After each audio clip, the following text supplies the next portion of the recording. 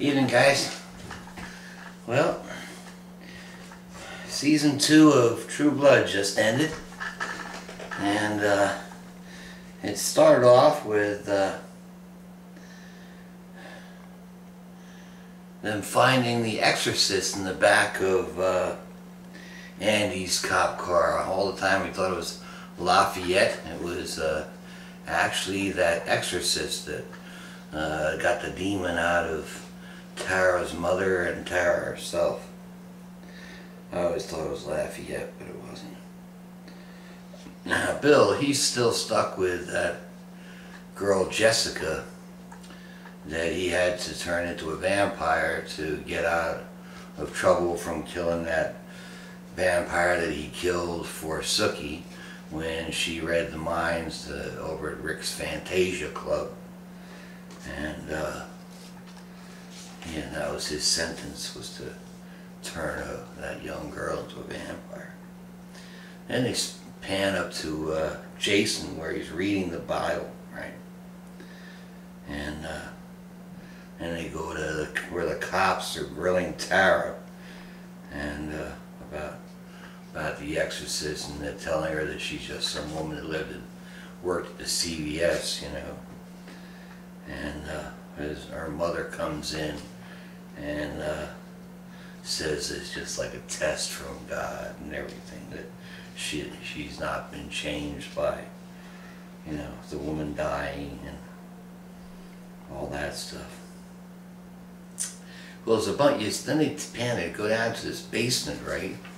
We find out later on it's the basement where underneath Fantasia, where there's just these random people, one of them being Lafayette, and one of them being one of those hillbillies that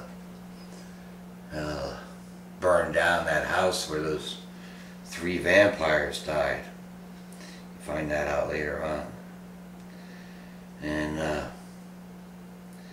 then after the cops are finished with Tara, Mary Ann shows up to take Tara home, is talking to Tara's mother.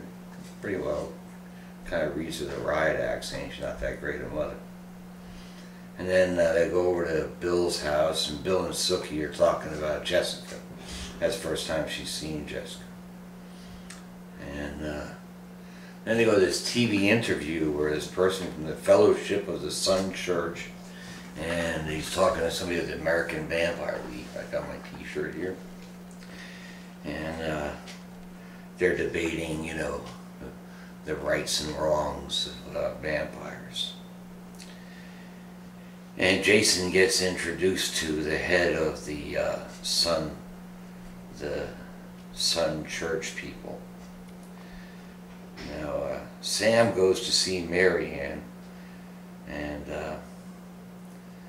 thinks about when he first met Mary Ann. He's thinking about back in those days when he was a little puppy, and he's got a bag of money that he had taken out of his safe. He figured he's going to make retribution to Mary Ann with this money that he took from his own safe. And a fellow shows up at Sookie's house, who's the lawyer for the house, and he gives her $10,000 that the uncle, remember that uncle that had fondled her, had left for her. And remember, Bill bit him in the neck and threw him in the river. Well, she ends up going over and she sees her brother and gives him the $10,000, never really explaining why, you know, what the uncle had done and everything. And Tara's hanging out by the pool at Mary Ann's house, smoking pot with this young black guy, and Mary Ann having a good time. Now, Lafayette, like I said, Lafayette turns out to be one of the people tied up in that basement, trying to figure out why he's there. Well, we got to kind of figure that Rick probably thinks that Lafayette has something to do with that fellow that Jason and his girlfriend were holding that vampire in the basement. They probably think he has something to do with that. Now, Bill, he's trying to teach Jessica to drink True Blood. So he's mixing different kinds of True Bloods and find out the one that she can drink and not have to feed off of people. And then Sam, he's back in his office and he's thinking about when he split from Marianne the first time, took a bunch of jewelry and stuff, and at that time Marianne walks in, he hands her this big bag of money and she kind of laughs and says, "Money, that's not really why I'm here, or anything that I want from you." Then they get over to Bill's house, and Sookie asks Bill if he's the one that killed the uncle. And she's a little upset about it at first. Then Bill tells Sookie that he loves her and he's not going to lose her for any reason. He did it, because, he wants to protect her and all that stuff. She ends up saying that she loves him back. And they make love on the bed, and he bites and gives her a little bite on the neck and there's blood flowing. And it ends with them back in Rick's basement.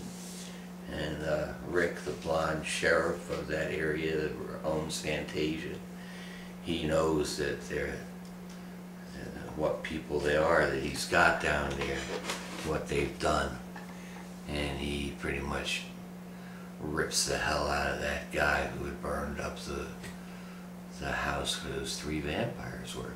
So it looks like it's going to be a pretty interesting season. I'm looking forward to it. Like Jason getting more involved with these Son of the Church people and all that stuff, and the American Vampire League. It looks like there's going to be a little war between these people. And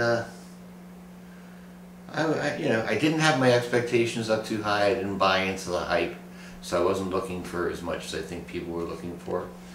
But I got, I know it's going to be a good season, and I hope you all do too. And I will thank you for your participation and catch you back on it too. Good night now.